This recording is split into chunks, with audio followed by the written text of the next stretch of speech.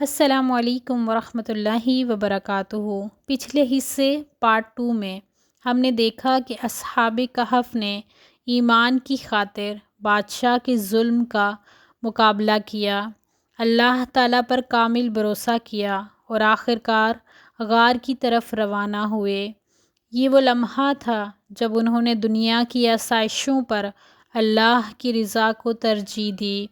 آپ پارٹ 3 میں ہم جانیں گے کہ غار میں داخل ہونے کے بعد اللہ تعالیٰ نے اپنے ان نیک بندوں پر کس طرح اپنی خاص رحمت نازل فرمائی، ان کی دعا کیسے قبول ہوئی، انہیں برسوں تک محفوظ رکھا اور سورج کی گردش میں اللہ کی عظیم نشانی کیسے ظاہر ہوئی۔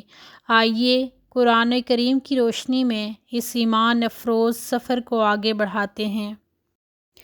رات کی تاریکی میں نوجوان آخر کار اس غار تک پہنچ گئے۔ تھکے ہوئے تھے، خوف زدہ بھی تھے، لیکن ان کے دل اللہ پر مکمل بھروسے سے بھرے ہوئے تھے۔ اللہ سے دعا۔ غار میں داخل ہوتے ہی انہوں نے عاجزی سے اللہ سے دعا کی۔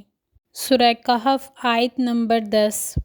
اِذ اوی الفتیۃ الی الکہف فقالوا ربنا آتنا من لدنک رحمۃ وہیئ لنا من امرنا رشدا۔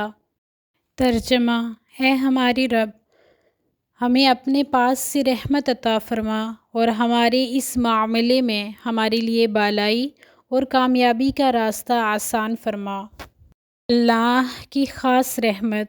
اللہ تبارک و تعالیٰ نے ان کی دعا قبول فرما لی۔ قرآن میں آتا ہے کہ اللہ نے ان کے کانوں پر کئی سال کے لیے پردہ ڈال دیا اور انہیں گہری نیند سلا دیا۔ سورہ کہف آیت نمبر 11۔ ضربنا علی آذانہم فی الکہف سنین عددا۔ ترجمہ: پس ہم نے ان کے کانوں پر غار کے اندر پردہ ڈال دیا اور انہیں کئی سال تک سلاتے رہے۔ ٹائم تھم گیا، سال پر سال گزرتے گئے، مگر غار کے اندر سب کچھ خاموش اور محفوظ تھا۔ دنیا گزرتی رہی، مگر اللہ کے یہ نیک بندے اپنی جگہ اسی حال میں محفوظ رہے۔ آخر یہ نوجوان کتنے عرصے تک سوتے رہے؟ 309 سال بعد جب وہ جاگے تو دنیا کیوں بدل چکی تھی؟ یہ حیرت انگیز واقعہ جانیں گے پارٹ 4 میں انشاءاللہ۔